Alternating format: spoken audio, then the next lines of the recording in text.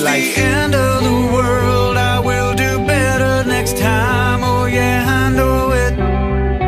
Yeah, I know it. If it's the end of the world, I know that I have lived my life to the fullest. Yeah, the fullest. We stood on top of mountains, we've been to space before. We had our dogs and houses, we dug up dinosaurs. We built those bombs are dropping, we fought in all their wars. Now that the sky's falling, what did we do? It hits the end of the world. In Mississippi, there was just a law passed like 5 days ago that the Jim Crow laws are being reinstated. What? Wait a minute. Am I seeing and hearing this correctly?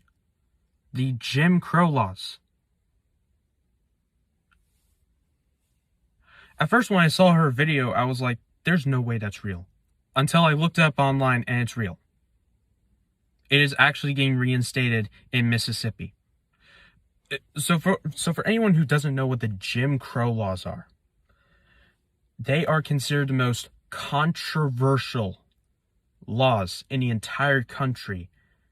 Out of America's history, is the most controversial set of laws. Now, the Jim Crow laws are a collection of laws that is meant to legalize racial segregation, meaning for anyone who is, I don't know, like a different race besides white, they couldn't have any freedom. But in most cases, this was mostly targeted for anyone who was African American or black.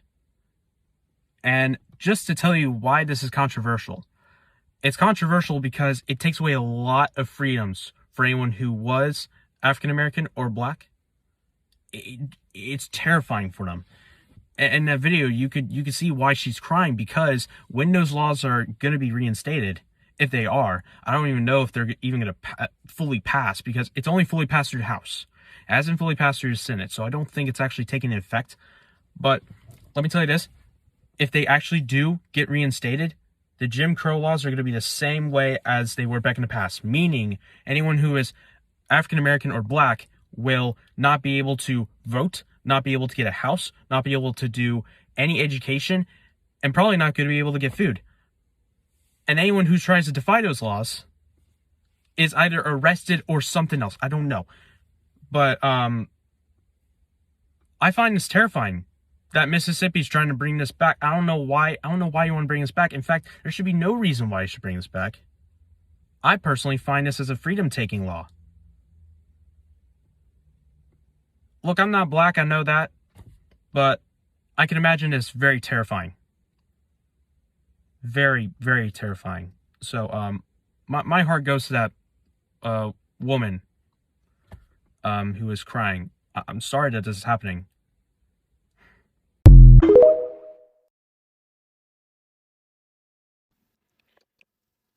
Less than 60 years ago, this particular image would have been very commonplace.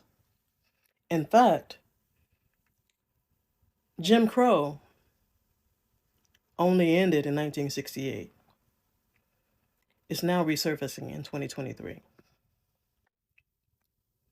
For those of you that don't know what Jim Crow is any our law that allowed state and local governments to legally segregate areas. Earlier this year, in 2023, the white representatives in the Mississippi House approved a bill to create a new district that includes all of the white majority neighborhoods in Jackson. Jackson, Mississippi is predominantly black, by the way. But this area will include its own criminal justice system, which will be overseen by all whites. Under the House Bill 1020, the U.S. Conservative Justice of Mississippi Supreme Court would be able to handpick the new district's supervising judges as prosecutors and public defenders. They will all be chosen by the state's white Republican Attorney General. What that means is that This new district is now predominantly white. And for those thinking that, oh, well, that's not that big of a deal, or assuming that they'll be allowed a seat at the table simply because of education, money, whatever nationality or creed, that's not going to be that's not going to be the case. This is supposed to be a safe space and a start towards resegregation of the U.S., in particular, resegregation of Mississippi. How will that affect us? How will that affect us all? What this means is, by giving power to have these districts, we can now resubmerge or reallow certain things like redlining. That can be something that can be done on a grander scale. Now, it was always done, but redlining would allow homeowners to, banks to pretty much choose who to give loans to and who not to. And if you think that just because you have a whole bunch of money, you're going to be given a home in these areas and you're not white, you might want to think again. It's just going to be the beginning of reliving the past.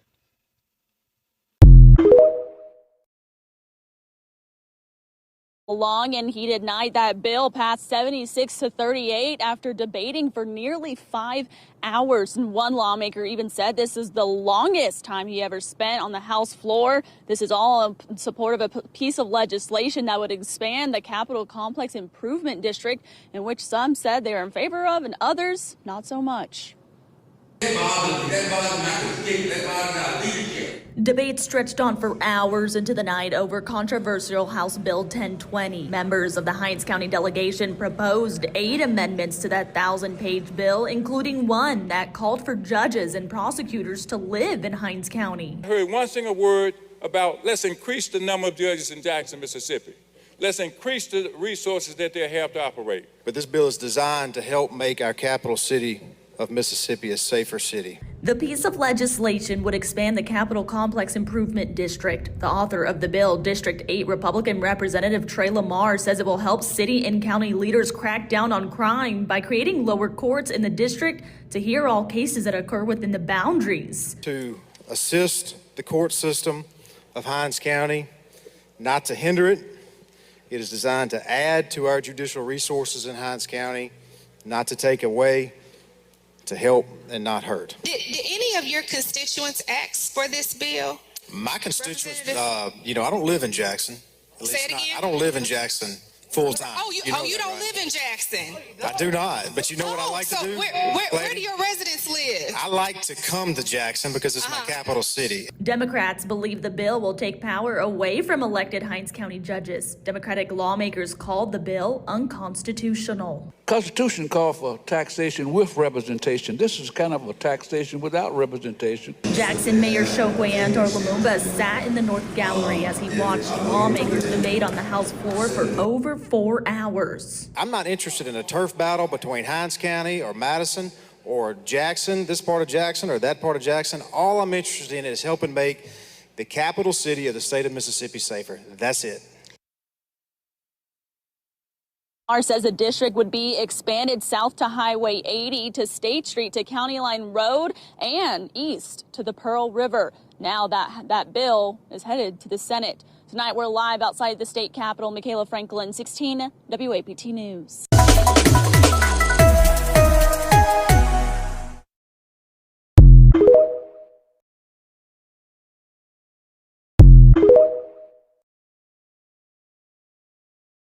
In Mississippi, where we have a bill like this with our history, where you say solving the problem is taking the vote away from black people. A Jim Crow-style law was passed by the Mississippi House, where a conservative, mainly white, supermajority in the state house voted to create a separate court system and expand a police force within the city of Jackson, the blackest city in America. 83% of voters in Jackson are black. However, they will get no say in how these new positions will be filled. All statewide elected offices are currently occupied by whites. No black Mississippian has held statewide office since the brief period of Reconstruction after the Civil War. 1/3 of Mississippi's population is black, yet the state has only one black congressman due to gerrymandering. This is one of at least 8 other bills that have come up in the state legislature targeting Jackson. After a public outcry, the Senate passed an amended bill that instead gave the Capitol Police jurisdiction over Jackson and allowed for 5 state-appointed judges instead of a separate court system. Activists from the Poor People's Campaign are mobilizing and are calling on people from across the country to join them in their fight against modern-day Jim Crow. Jackson deserves more. These young people deserve more. We deserve a city that looks out for its people, and we deserve a state that isn't in its interest of power and demand. We deserve to control our city, and our young people deserve to be viable in this city, and we're going to fight until we get it right.